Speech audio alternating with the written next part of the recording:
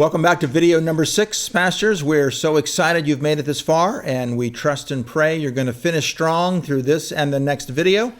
Again, you're with Bob 2, Bob 1, Peter, and Grant. We're here to make you successful. That's our goal. That's our desire. That's our prayer for you, is that you could have a successful business and be a blessing to many people while taking care of yourselves. Bob, this one is on investment. They've got to have something to start with before they can start a business. That's largely where you've come in, calling upon a lot of your friends, my friends. Hey, can we help these people out? So our first point, capital is needed to start. Yep. Before we get there, though, I want to stress to you that the number one investment for you is going to be your time. That is your investment in everything when you're first starting a business. It's your payment into your business. It's your tithe. It's everything that you're trying to do right now is exchange the idea of money for time. So where you don't have money, you give it some of your time. So that being said, yes, you're going to have some startup costs involved. So what is needed to start? Well, before we even do that, I want to capitalize on that with Grant. Grant, you've got free time now, but when you started your business, how many hours were you working per week? That's the thing about a business. Yeah, I mean, it's way more, especially in the beginning, but it also isn't consistent, right? With some businesses, it will probably be a little bit more consistent. So if you're trying to get some little chicklets up to where they're chickens, I mean, it's going to be very consistent every day, probably a very similar schedule for the most part. But yeah, for me, I mean, sometimes it was 80 hours or so. 80 hours per week. Per week, yeah. So you're talking how many hours per day? So that's like, what, 10 hours, 12 hours a day. 14 hours a day, yeah. 12 to 14 hours a day to start up. Yeah, and that wasn't like sitting around. I mean, that's in the job doing the work. And so you came home exhausted every night, I bet. Came home exhausted. You know, definitely times where you want to give up in a sense, but again, you have in mind what it could be in the future. And so that's why, hey, you have to put the work in the beginning. And again, sometimes it fluctuated though. Sometimes it was more. Sometimes it was 16-hour days, right? Sometimes it was maybe 10. But I think point is you have to work hard, and it all comes down to the amount of time you're willing to spend in the business. And the reason why we're spending that much time when we're first starting up a business goes back to what we were talking about setting an example, being a leader. Mm-hmm. You're basically trying to set the tone of, I'm not asking others to do things that I'm not willing to do myself. And not just that I'm not willing to do, that's absolutely huge, but I'm not asking anybody something that I have not done. Correct. Right? And so both those things, yeah. So that's what initially happens. You're doing all the work that you hope someday for somebody else to do. And you're trying to set an example, a tone for your business. Mm-hmm. So for anybody that joins you or comes along, or your family that's going to participate with you, they're going to see you out there. They're going to say, oh, my father, I mean, he is really working hard at this business and et cetera. And they will take a deep appreciation of that. So when you ask them, I need you to be there at 4 o'clock in the morning and do this for me, they're going to take it very seriously. My father has been working very hard on this. I don't want to let him down. I know what his expectation is based on all the hard work he's put in. Those kinds of things. So this is almost going to need to be, Bob, if I'm understanding you, an understanding from the people that they're ministering to. I'm not going to be coming around as much. I'm not going to be pastoring as much. I'm starting this business to free myself up more time in the future, but now for the next couple weeks, couple months, I won't be as available. Is that what you're saying? Yes. Again, part of this sacrifice, delayed gratification, suffering that we're talking about is in both directions. People got to understand that you have a bigger mission. You're trying to accomplish big things for, again, the glory of God and for them in the long run. So for a short period of time, like I told you, I sat down with my family and I said, for a period of time, I will not be as much available. I will not be able to participate in, kids' sports, this, that, and the other, because I have to dedicate myself to make this work. But the promise was, but in the future, it will free me up to even spend more time than I have been, but at a place where we're financially not hurt because I'm not working that hard anymore. So it's definitely a trade. So yes, you will have to say no, as we said, to people about things, and you will just have to have them understand it's not forever. It's going to be for a season. I'm asking you to be patient for a season. Peter, is the average pastor, can he expect that from his church members? Will they understand? Yes, they will understand, and consequently, you have to understand that your absence is an opportunity for other people to grow, because you're delegating some of the things that we are engaged in day out. It's not that they cannot be done by other people, and you can only grow others by delegating responsibilities to them. And so, when you are busy starting up this business, it means that the elders, the fellow leaders, the members of the church, there are some matters that you are delegating to them. That fellowship that the midweek fellowship that you have always taken, that you must be there to attend it. Maybe an elder would have stepped in for you, and not only stepped in for you, but gone to serve God, because he is not serving you. But given that opportunity to serve God on that Wednesday, on that Thursday, so that in future you can be more available to them. Your absence today will ensure more availability in future. And Peter, you just experienced that. You're in the United States, but you were up at 3 a.m. Exactly. listening Yeah. to a man give a sermon at your church who Exactly. never would have given a sermon had you been there. He has never preached in my presence, but I just know him as a choir reader. But today he was preaching. I think, and it's good. So my absence is giving an opportunity for him to exploit the gifting that is already, kind of dormant in him. Now, let's also be honest at the same time. A lot of pastors don't want to give up control. Yeah, they don't want to give up their church. But if it is God's church, you have to give room for others to grow. Period. Period. Good. Man. Good point. So back to what I think we had talked about, I don't know if it was on tape, that anybody who is a good leader is always trying to bring somebody up and is trying to elevate somebody ahead of them, so there's room for them to grow as well. Sure. Yeah, so again, if you're doing God's work, you're always going to want to bring other people on board. Yeah. Okay, Bob, next you have capital needed to maintain. So you've got your chickens, your chicks, or you got the eggs, whatever. What do you mean capital needed to maintain? Yeah, so again, when you're talking about the initial investment side of it, things you need to start, you're going to have to get a coop, let's say, and the cost of building that coop and et cetera is part of your startup. But the feed that you have to feed them, the vaccinations that have to happen for those birds at 7, 14, 21, 3 months, etc. along the way, all obviously you have to plan for ahead of time to have available for you. You're going to, let's say, do laying chickens for your business. Well, are you buying one-day-old chicks because they only cost $1? Very cost-effective way. Well, you're going to have to feed them for 6 months before they get old enough to lay eggs. So you're going to have 6 months worth of investment that you're going to need to feed them, take care of them, vaccinate them, etc. during that time frame. So you got to kind of factor that in. Do I buy one-day-old chicks and just invest in that time and etc.? Or do I buy full-blown chicken at $5 a chicken so that I can have egg production starting right away? It's just going to be, again, a model that you're going to have to figure out what works best. Grant, help us to understand. Does ChickfilA upgrade your store? Do they plan for it? Do they budget for it? They do all that. They plan for it. They put it on a schedule. They strategically pick specific areas of the business that need it.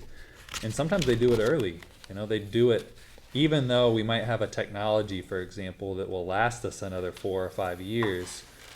Thinking about our competitors, we'll make decisions to upgrade certain technology so that we can stay ahead of our competition.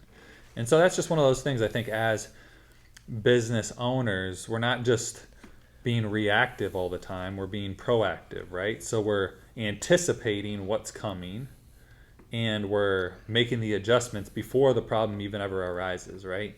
I think if you're constantly putting out fires, it's tough. It's tough to run a business that way, and those are the things that steal the time away, which is our most valuable resource. They steal the time away so that we are working on or in the business instead of working on the business. And so that's where we want to be. We want to work on the business eventually, right? But we work in the business until we get there, and then we don't just react to everything. We try to be proactive And we're spending time raising up that next level of leaders that can take the business where maybe you couldn't even take it. So you've got electricity, you've got water. Now you can mention this. Is water just an assume? I mean, I know that when you were doing some of the things around your home, etc., you were telling me the workers you had, how much were you spending just in water? A lot of times I was per day I was spending about $17 to $20 per day. That is 2,000 Kenyan shilling for water only. For your workers. Sure. Yeah. So all of these things need to be budgeted. You need to envision it in the future. What are my needs going to be? I don't know if they're going to be on a sheet of paper listed, whatever. That's a Yeah. part of what you're going to be holding them accountable to. Correct. So we're talking about what we believe is an initial investment of about $300. So if I give you $300, Let's be very clear. We're not going to give them $300. we are going to loan them $300 technically, because they Well, will have to pay it forward to someone else. But it's not going to be cash. But it's not going to be cash. We're Yeah. going to do this in actual product. We're going to help you get that chicken coop. We're going to help you purchase the chickens you need, that kind of thing. So yeah, it's not going to physically hand you monies. But that being said, so you have to determine that. If you have a $300 roughly budget, okay, and I have to spend $20 a day for water, I guess I'm buying 1 day old $1 chicks, and I'm going to have to do it the long way because I don't have the funds to upfront in my investment to buy $5 chickens that are ready to produce eggs today. Now, can they budget? Oh, if I'm going to get this amount of money, I'm going to budget this much for family for my food, this much for the chicks, and this much for the maintenance. Not for family and food. Not initially. Again, will there be a plan in there that is part of your production and everything is that you can't eat an egg? Or you can't basically, let's say, for example, we talked about this, chickens will produce very, very well for about 2 years. After a couple of years, their production will fall off and start falling off pretty greatly. Obviously, that chicken is a chicken that I would say you may just consider to go sell and make $5, or you may want to go ahead and eat it and actually have it for the family. That would be perfectly fine. That chicken has kind of served its purpose in your chicken business. So there will be times where we can get that, but not initially. There won't be that kind of setup. The budget will not have that capability to do that. So all the money that's going, all of the, we're saying money, it's not actual cash, but all the money going toward them is for solely 100% the business. Correct. And we picked that figure because we have made what we consider to be very good estimates of what it should cost. I know, for example, a chicken coop that will do 60 to 100 chickens will cost approximately $120 to build, including labor.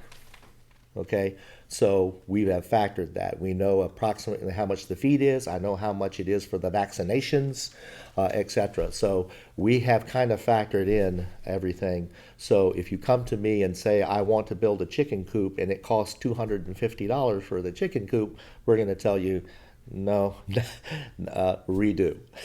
We already know that it's not necessarily to do that. Now, obviously, we talk about this, about using your resources and this other. Patrick had somebody that helped him build his chicken coop. He had built a chicken coop before himself. He had seen it. He had gone through the experience of understanding how many laying areas do you need and perches and etc. So he had some experience who helped him build his. Okay, he says that guy is available to build chicken coops for his pastures in his area. So, I mean, it's not something you necessarily have to take on yourself. We just need to know the things of how many chickens do you think you need to plan for so that we can help provide and get that done and et cetera. But it should cost somewhere between $120, $150 US to build your chicken coop. We know that. So this $300 number was a number that was calculated. Grant, in the United States, of the number of businesses that start up, a certain number of them fail. But then a certain number of them, it takes some months before they, and sometimes years before they become profitable. Is that correct? think it's usually, I don't know exactly, but I'm pretty sure it's at least 2 to 3 years most businesses before they're in the red. Or sorry, before they're in the black. So Before they start making a profit. especially within the restaurant industry. I mean, you pretty much count first year you're going to be losing money. Second year you're going to be maybe breaking even, and then you start gaining a little bit of profit. But we'll see how this works. Obviously, our goal is to try to get businesses, the local pastors and their businesses, as profitable as possible, as quickly as possible. But the reality is, we just need to understand, go into it with realistic expectations, right? And if we have a realistic expectation and we have some goals, it's not about getting to this place in the future and trying to get there now. We're building towards something. We have these little steps that we're gonna accomplish and celebrate, but it's gonna take probably at least a year or two before we really start seeing enough income to where it's like, wow, this is what I signed up for. No problem with the average pastor to be thinking that way in Kenya? Yeah, sure. A lot of hard work is needed. There are different kinds of funding, but I can mention two. One is open funding. Get this money, do whatever you want with it. But there is what we call designated funding. And what you're doing now is designated funding. This one is supposed to be for the business that we agreed should be done and you have written about. So this fund is not expected to be diverted into any other use, however emergency it seems to be. So with that clarity now, it calls for the diligence of the person receiving the funding to do what is needed in order for the funding to for the funding to generate income, and also to be in a position maybe in future to help someone else who is coming into the business as well. Mm-hmm. Yeah. So Bob, this all goes to your third point, I think, capital for future costs to maintain. Yes. What do they need to be thinking about as if they're spending all $300 on, okay, I've got the feed for the next 6 months, I've got the chicks for the next 6 months. What do they need to be thinking in light of the future? Okay, so at 6 months, now I've got chickens that are laying eggs. Okay, now I have a whole marketing thing I need. So I need cartons to put eggs in. I need, transportation maybe. You have these costs that are going to come into play that you have to account for and know that are going to be coming in the future. Next is what we talked about. Maybe because of this, your business needs to look at upgrading itself and possibly getting an incubator. Maybe you need to make the coop and everything bigger because the number of chickens you have right now, okay, you've decided that you could actually do much better if you could expand that. Let's back up before we even think about an incubator. These chicks are going to last how long laying eggs? 2 years. So we need to be thinking about buying new chicks? Yes. To raise up so that when those new chicks start falling back, we've got a whole new batch of chicks coming up that are laying heartily. Correct. So we've got to be thinking about purchasing new chicks within a certain amount of time with, the money that we gain. I assume we come to a point where not only are we investing in future costs, but we're able to then make money on the side, right? Yeah, and again, that's the part of your discussion on future costs is the fact that when you get to a point to where you're starting to make some money, you can't just go spend it. You can't say, I finally hit there, now this is all spendable money. Because if you want to continue growing your business, you're going to have to reinvest in your business. You're going to have to possibly buy more chickens, replace some chickens, buy a bigger coop, etc. You may start out, like we said, as layers is all you were doing. You were selling eggs. You've now decided to take your business to selling some of them as chicks because you can make 5 times as much money selling a one-day-old chicken or chick than you can the eggs. So you're going to evolve your business as it grows and maybe even start doing a hybrid of I'm going to sell some of these chicks for food at $5 because I've already got other ones that are growing up and ready to replace those chickens, and these are going to start falling off on production. So let's say you started today, 2 years from now, the chickens you started with, let's say there were 50. You have 50 chickens in 2 years that you need to do something with. Okay, they're worth $5 a piece. Some of them you've eaten. Okay, so there's not so many. But the others, you have to make a decision on what you're going to do with that. And you had to then, like he says, had new ones already coming up to replace those chickens. So you had that cost involved. So there's a lot of, you got to think ahead about what some of the costs are going to be and then forecast out for, the changes in your business. So you literally have to go with an idea at a point in time of how much of your profits in your business do you keep and how much do you spend. And you literally have a reinvestment back into your business that, again, very hard for a Kenyan to think of, is just profits that sit in the business that are not being spent because they're there for future expansion, things that come up, and maybe even just an emergency that happens to your business. What happens if disease comes, drought, something, and wipes out your entire chicken farm? So Grant, help me to understand your business. Let's say you get, just for round numbers, $100 for the month of all your sales. How much of that you have to pay all your workers? Mm-hmm. You have to buy all the food. Right. You have to pay mortgage, whatever, rent. Is all the money left after that yours, or do you pay yourself a salary and then there's money that's left that goes to the business? How do you do it? Yeah. I mean, it's if we had, let's say, if we had $100, I mean, $30 is going to go to the cost of the food. So what does it cost us for the food that we actually end up selling to the guests? $20 will go towards paying the people, Your workers. the workers. $6 will go towards paying rent. So that leaves us with about 56, 40, 44. yeah, $44 left. Probably, yeah, maybe $30 will go towards other expenses, and then whatever's left, I essentially will split with. You split with your company. Yep. So although it's Yeah, still so- your company, Yeah. it doesn't, the U.S. government says you only got half of that, so you're only accountable for taxes for half of that.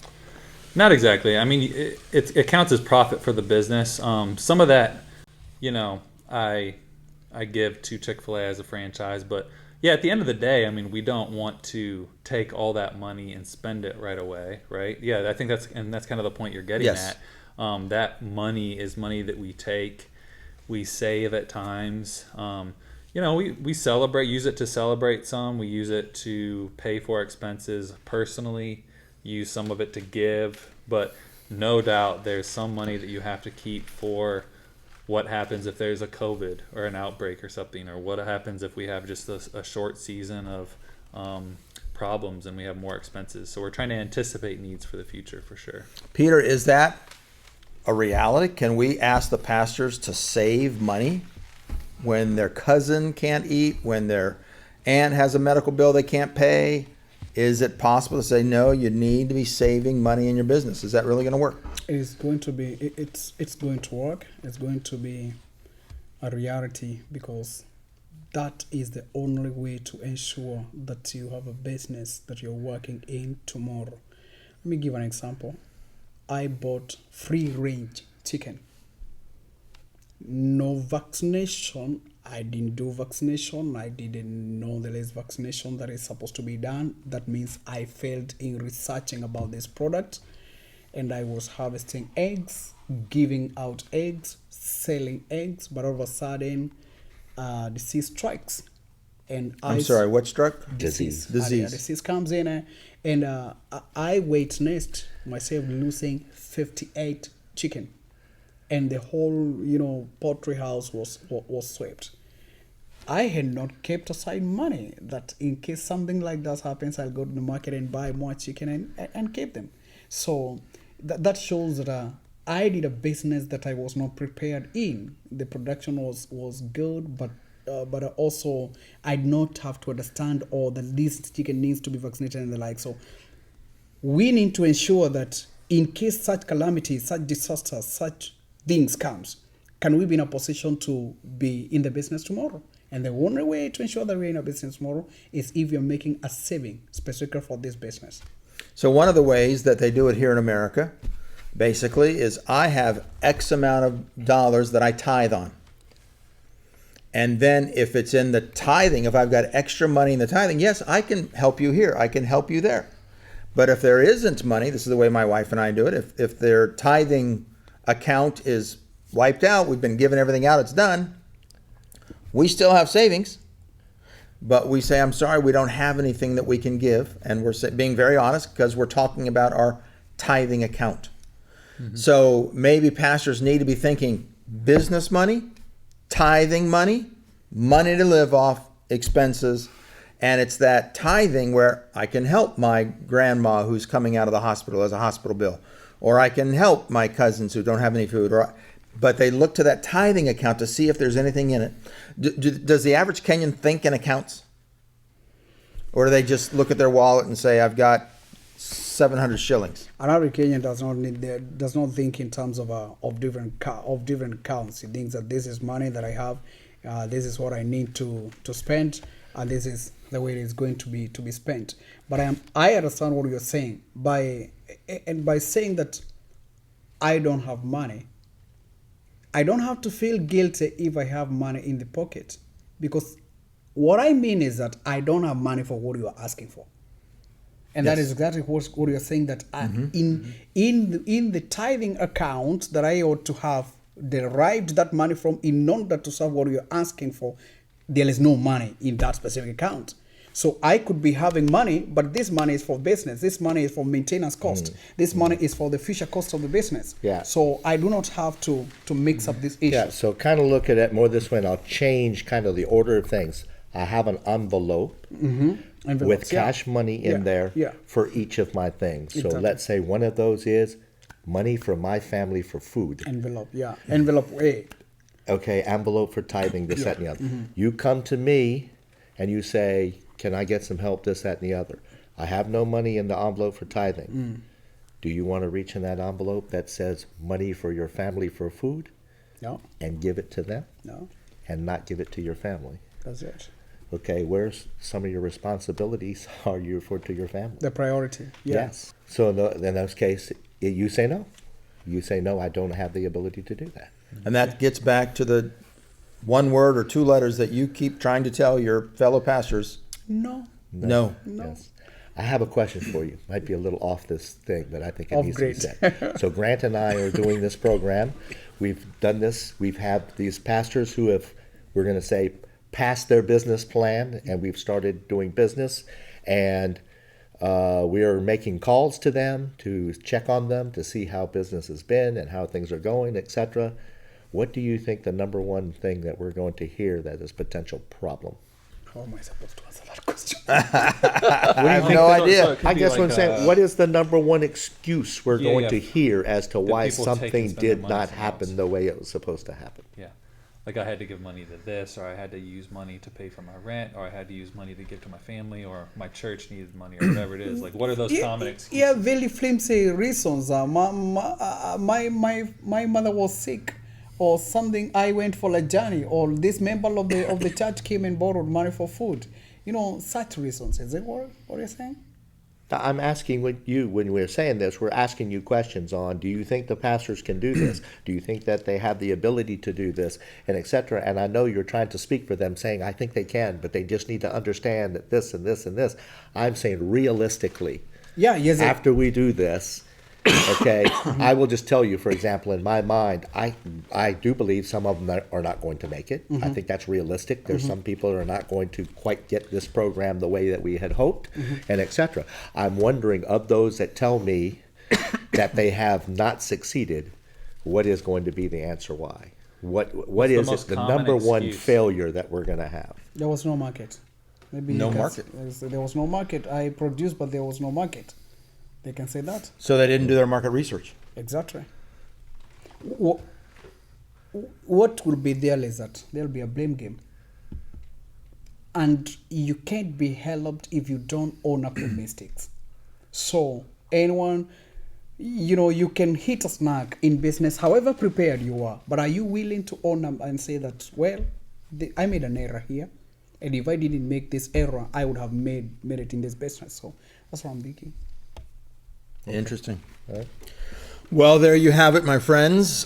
From a pastor in Africa to other pastors in Africa, don't make excuses. Don't give flimsy excuses. Own your responsibility. Do your research. Do your homework if you want to be successful. We want you to be successful. That's why we're here. Don't listen to Bob when he says we expect a certain of you to fail. We don't want that. And if it does happen, we want it to be 2, 3, 5%, not the majority. Because once you fail, there's no second chance. We're not going to be giving out second chances because we're looking for people who are hungry. Grant, if a Chick-fil-A owner failed, would he get another chance at another Chick-fil-A? Would not. Would not. And so same with us.